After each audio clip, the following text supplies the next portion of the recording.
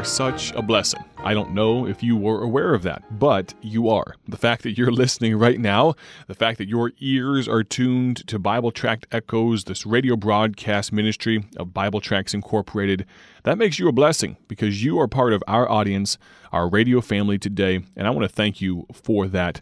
We've been talking through our latest bulletin. You see, once every couple of months or so, we put out for our donors and people just like you, people that support our ministry, pray for us. We put out a bulletin letting them know what God has been doing at the Ministry of Bible Tracts Incorporated. And many of you, many of our donors and supporters, you probably have received the physical copy of our bulletin. If not last week, then this week, maybe next week. Unfortunately, the Postal Service has been a little shaky lately, but Lord willing, you will get this newsletter soon if you are a donor of ours, and I've neglected to mention this. How do you get our bulletin? How do you get this newsletter update about our ministry? Well, every one of our donors receives this. Everyone on this particular mailing list, people that donate towards our ministry. Now, there's not some threshold. You don't have to be over $100 a month or $1,000 a year or something like that.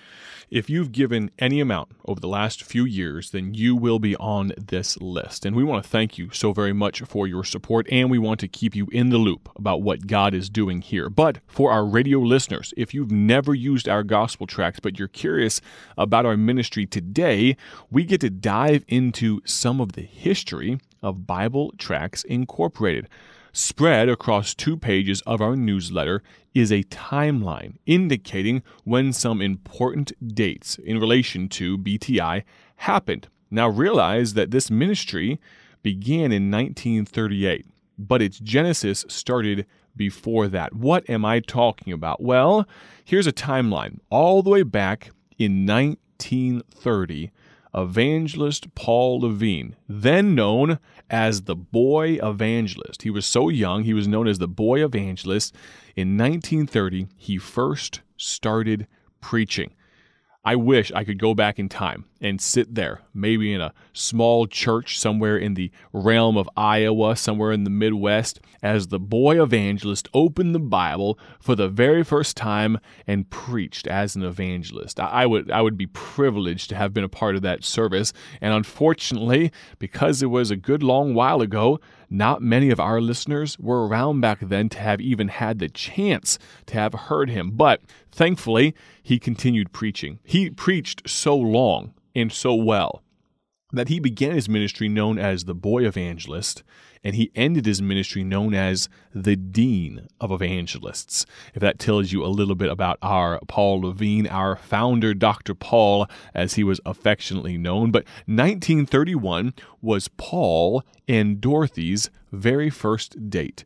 Of course, Dorothy Levine, as she was after they got married in 1936, but Dorothy Levine was a prayer warrior, and I don't know when that began for her. Of course, she passed away before my time with Bible Tracts, and so unfortunately I never got to meet her myself. But from what I hear of people that knew them, many times Dorothy did not travel with Paul and Bob Finley, his sidekick, but she stayed behind at their home praying for them. I have to wonder how much of their ministry was reliant on the effectual, fervent prayers of a righteous woman named Dorothy Levine. They first began dating in 1931. In 1934, a few years after that, that's when Paul Levine and Bob Finley first began traveling together. Now, realize that blind Bob Finley, as he was known, they were such a dynamic duo. They played instruments, they played practical jokes on people, maybe talk about that a little bit more, but they had such a phenomenal ministry. And something that is so apparent to me is the attitude and the Christ-likeness that both of these men had, because they were able to minister together for many, many years, decades even. For instance, they put out a production that was specifically a celebration of their 40th year together. And they went even longer than that. Realize that many of us, people that are even under the age of 40, we should look up to people that were willing to serve God together, prefer one another in honor, preferring one another, had such a great spirit A great charismatic spirit, yes, I think the Lord blessed both of them with that, but they had such a Christ-like attitude with how they went about doing ministry. They were able to work together as a team. We know there's no I in team. We've heard cliches like that, but really, if we're about the gospel work, it's amazing to me that these two men were able to serve alongside each other for so long. Just like, to some degree, you and I are serving alongside each other, though we may be separated by geography. Maybe we've never even met each other in person. Maybe you are, quote-unquote, just a listener to this program. Do you realize that we get to be on the same team? We get to be yoke fellows. We get to be co-laborers together. It makes me think about Paul Levine and Bob Finley and reminisce about what a great team they made, and to want to have that exhibited in my own life, the ability to get along with other Christians in such a Christ-like way.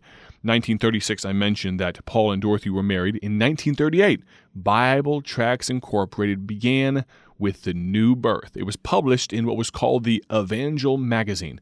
Then, 1957, we fast forward a little bit, Bible Tract Echoes first aired on the radio. Can you believe it? It's been on the air for decades now. To God be the glory, great things he hath done. Of course, Paul Levine helmed the radio program at that time, and Pastor Mark Smith for the last 15 years, and I very recently surpassed my 1-year anniversary as the host of this program, and thankfully, somehow, you are still listening to this program. You are willing to put up with my growing pains and figuring out how this thing goes, and pray with me, Lord willing, we'll get better in time.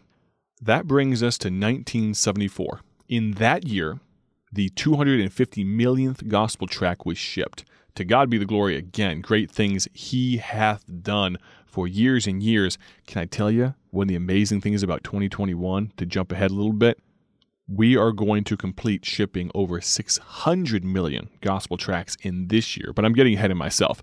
In 1994, sadly, Miss Dorothy Levine, that prayer warrior, passed away, and then in 1996, Paul Levine himself passed away. I went back and read for myself the article, the little letter that Paul Levine wrote in the newsletter there in the Thanksgiving edition of 1994 after his wife passed away.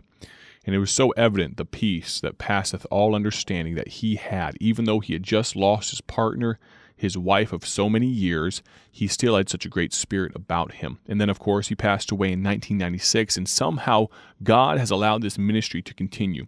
In 2020, we broke the record for the most gospel tracts shipped domestically in one 4-week period. The majority of those that were sent were the COVID tract, also called our overwhelmed gospel tract.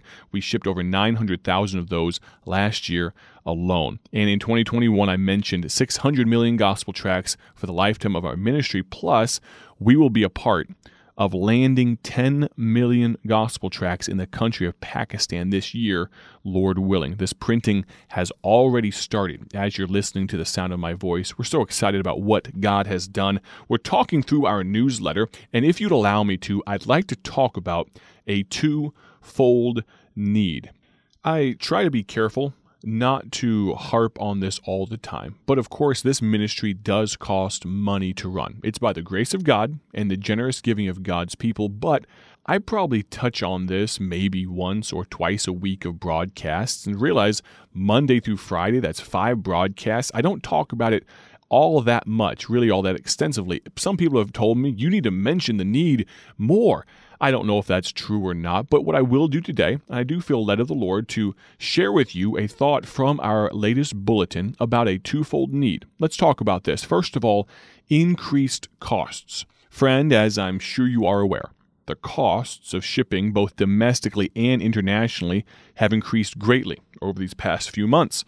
Since Bible Tracts Incorporated not only prints our materials for free, but also ships them for no charge, you can imagine how this has the potential to impact this ministry. In much the same way, we have been advised that printing costs, and paper especially, will increase in cost over the coming months. I'm going to ask you, would you pray about what God would have you to do for this need? So many of you have already been amazingly generous and even sacrificial in your giving, and we praise God for His providential care. We are not in some sort of tight pinch. I'll jump away from what I wrote here a few days or weeks ago and say this. We are not in some kind of tight pinch. God has taken care of the need, but can I tell you, we see the need coming even further down the road.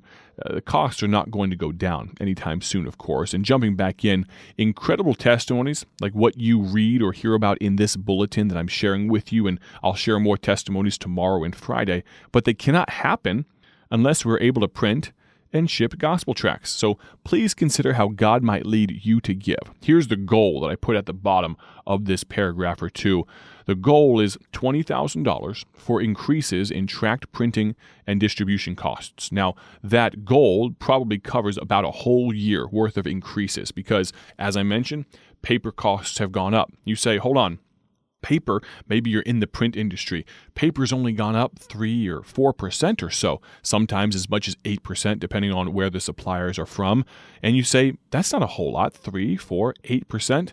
Well, when you're printing millions upon millions of gospel tracts, you definitely begin to feel the pinch just a little bit. So increased costs certainly factor into what we're able to do. Lastly, this for today, I'd like to talk about our international impacts. To God be the glory. God's people rose up to provide the shipping and part of the printing cost for our mammoth Pakistan project that I just mentioned. Tracts are already being printed, and by August of this year, Lord willing, around 10 million gospel tracts should arrive in that needy country. We didn't anticipate that this goal would be met so quickly, but we're so very thankful it has. We still have more to do with that, but I'll keep reading here. We have also learned of a continued and tremendous need in and around the countries of the Middle East and Northern Africa. Places like Egypt, Afghanistan, Iraq, and others are almost completely without any gospel presence. We need your help as we attempt to reach these desperately needy and predominantly Muslim areas. Beyond that, we're praying about what God would have us to do in the countries of Mexico and India. We believe God would have us take part in printing at least 1 million tracts for each of those countries. Each of these efforts will cost about $15,000. And we're praying for God to raise up the partners, the investors, the donors to make this possible. We know nothing is beyond His power, and the question is this: will you help us? Here's the goal under the international impacts. The goal is $45,000 over this year for Mexico, India, and projects to begin making inroads in the Middle East and North Africa. Would you pray about this? The increased costs, the international impacts. God knows exactly what we need. If God lays on your heart to visit BibleTractsInc.org and make a donation today, we would thank Him, and we would thank you as well. Tune in tomorrow and Friday as we talk about what gospel tracts have done and read and listen to some amazing testimonies. God bless. Have a great day